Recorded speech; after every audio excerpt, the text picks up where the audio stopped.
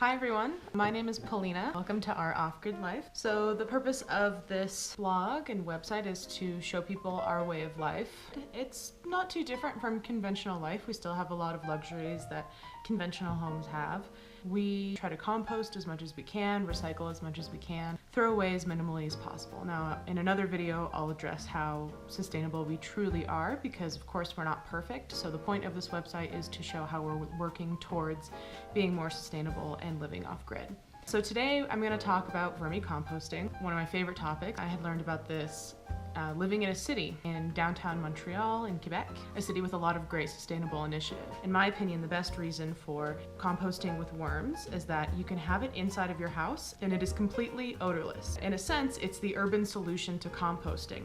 Compost piles oftentimes are outside, they're a bit smelly. So the worms that you commonly see for vermicomposting are known as red wigglers. You can do your research, find which worms are local to you. For instance, I was visiting a friend in Denver and I was able to buy him a yogurt container of worms and he started his own worm bin. Essentially, you take your food scraps and you bury them in the worm media. The reason why you bury them is so that it's not exposed to potential insects like flies and there's no mold on top. So that's what allows it to essentially be odorless. Now, of course, you can keep your worm bin outside, but it's only recommended in the summer. So in the wintertime, it's great to bring the worms indoors. In the summertime, I would keep them on my balcony when I lived in an apartment in the city. Not only will they eat the microbe and the bacteria that's digesting the food, that's also the odor causing agent, but also they eat the food scraps themselves. A worm can eat roughly half of its weight a day. Feed them once a week and just see how quickly they digest. Each bin of worms is individual. When they do eat, what ends up coming out of them is called vermicast, this really incredible fertilizer that you can use to sprout your seeds, to amend your gardens. Worms tend to not like high acidic foods. Orange peels, lemon peels, garlic, and onions. That we tend to compost outside in our conventional compost. Worms love coffee, banana peels, they love avocados. Anything that's very spicy and oily, I would recommend staying away from. I've been told to not put meat in my vermicompost bin. Now, a solution, at least to the orange peels and the lemon peels, is to take those peels and put them in white vinegar. Over time, the oils from the lemon and orange peel will go into the vinegar and you can create your own multi-purpose cleaning solution. So the way that you create a worm bin is that you get a container like this, either a large Rubbermaid. You can start off rather small to about 1/4 of the size. I have seen worm bins started in old salad containers. You'll grab your container and drill holes into the side of your container and into the bottom.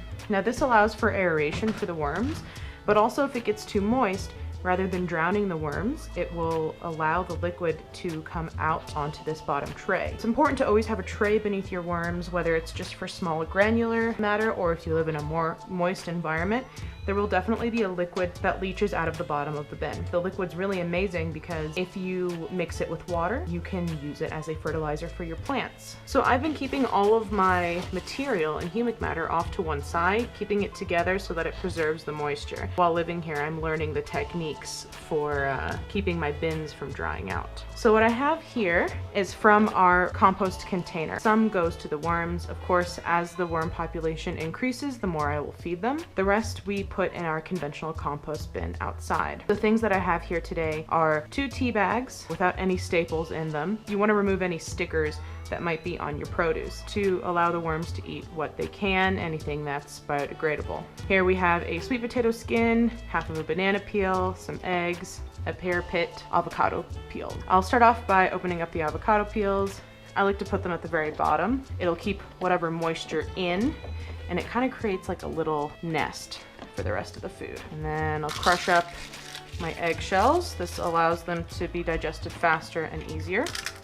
Tea bag in each, sweet potato skin, pear can go wherever. If you have a smaller population of worms and you'd like them to eat faster, cutting your food scraps into smaller pieces will allow more surface area, thereby allowing the worms to digest them that much faster. Now, of course, if you're in a humid region, you would have wanted to grab some extra paper, whether it's newspaper or scrap paper, and just shred it, and you would put that below all of your food. You can tell when your bin is too moist because the worms tend to crawl up the sides of the bin and even get onto the cover. So now that I have fed them, I'll just cover them up. They naturally will want to go towards the bottom of the bin and towards the food. That's where the moisture is. And it's very, very important that I make sure that I cover the food bits entirely. This will prevent mold from coming onto the surface, causing odor, and it'll prevent flies or other insects from becoming interested in starting their own homes. So now I'm going to close my bin, and I like to store it underneath my sink in the kitchen.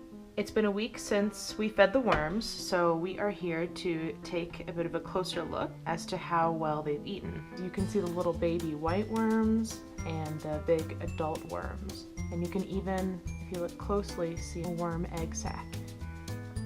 Now this time I chopped up the banana and the cucumber so that they can digest it and eat it faster. So I'll just put the cucumber there. They love it because it's nice and moist and it's so dry here in New Mexico. And then I'll add the banana,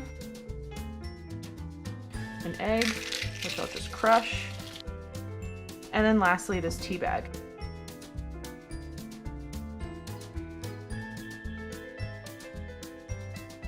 Cover it up with any remaining food that they haven't digested yet so that that food's not exposed, and we're good to go.